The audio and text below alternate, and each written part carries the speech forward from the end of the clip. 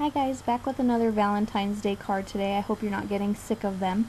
I've got a gorgeous stamp here for you. It's called the Bluebirds Proposal. I've cut it out with my nestabilities and I taped the nestability to the back of the image so that it doesn't move around. We're going to be doing some masking. I've got some post-it notes here that I have stamped the image on and cut it out. And I'm just going to be laying this on top of the image, and this is just to kind of protect where I've already colored and done all the work. I'm going to use this Tattered Rose Distress ink and a little makeup sponge, and we're going to create a little pink sky. The theme of this card is kind of just different shades of pink. I wanted to kind of do sort of monochromatic with a little bit of color here and there.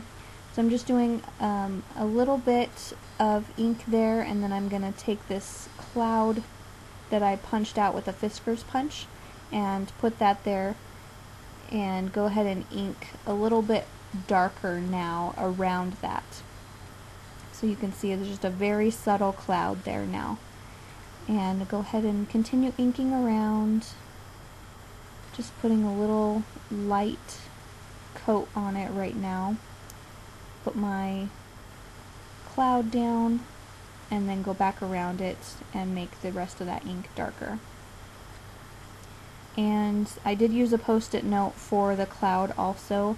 Anytime you're doing masking, you want to use the thinnest material possible. Post-it notes work great for me.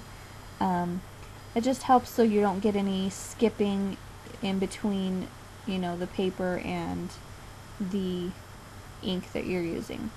I've also got some Jenny Bolin ink. It's the chewing gum color, and I'm going to put that over the top just to make it a little more pink. It was looking too peach for me, so this isn't the best ink to use for this because it doesn't blend as well, but it works for now, and it did the job. It did accomplish what I wanted it to accomplish. So there's my sky. I'm just kind of touching up a few things here and there. And then you can just unmask it, and there's your little image. And I'm also going to be using a stamp. This is the Valentine's Define stamp set from Stampin' Up, and they're the little heart, like reed type things. I don't know. So I'm going to put my mask back on, and I'm going to stamp with the same Tattered Rose Distress ink, which means it's just going to be very, very, very subtle. Gonna stamp around, and I'm pressing pretty hard because that nestability can kind of, be a problem. It can kind of get in the way, so I want to make sure that I get a good impression. I'm just gonna stamp that around one last time, and I'm done with my masking. So it's just very, very subtle. It just kind of looks like there's little heart plants around her.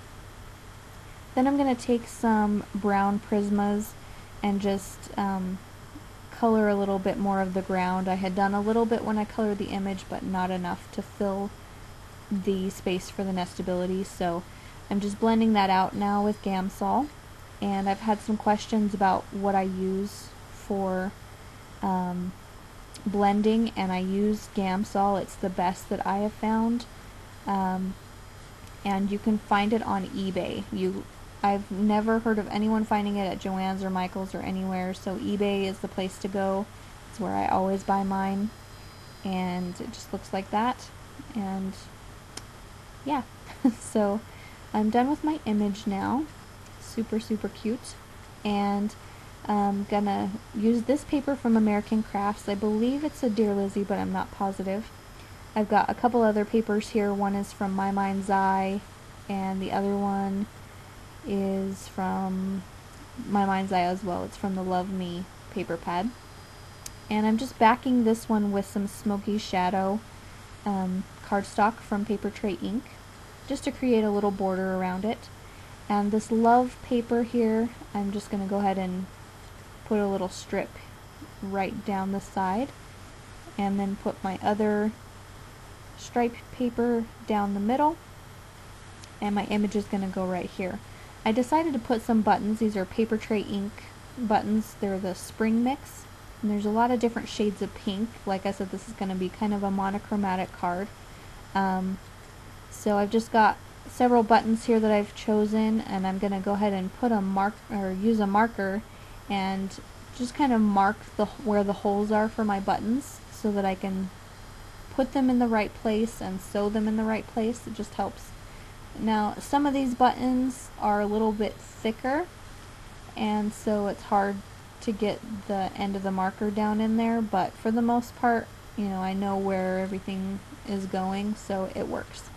Then I'm going to take my ATG gun and just put some tape around where I've marked those holes and go ahead and realign my buttons with those marks that I made. And this just helps so that I can sew them and not have to be fiddling around with where they're, you know, falling or not falling or what have you. So there's that, and then I've got a little pin that I am using to poke holes in the paper through the buttons, and this just makes it easier for when I go to sew my twine through. So I've already got some pre-made holes.